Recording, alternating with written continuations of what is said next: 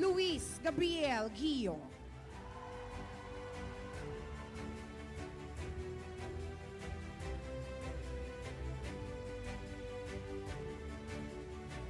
Emily Krishna Pineda.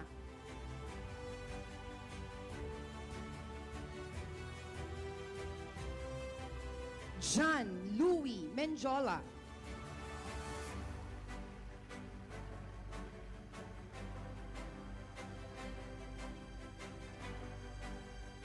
Ira Tayoto.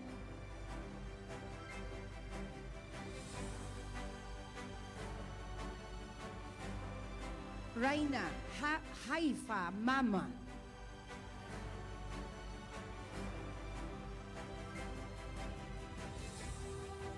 Jamir Paulo Garcia.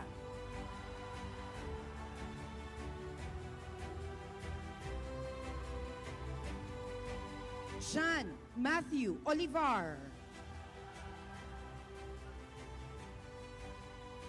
Viz Francis Sapla. Ang mga batang nabanggit ay pinagkalooban ng pamahalaang lungsod ng Taguig ng medalya ng karangalan, sertipiko ng pagkilala at educational financial assistance na nagkakahalaga ng 10,000 piso. Sila rin ay tumanggap mula kay Congressman Ricardo Ading Cruz Jr. at Senator Pia Cayetano ng karagdagang educational financial assistance na nagkakahalaga ng 5,000 piso.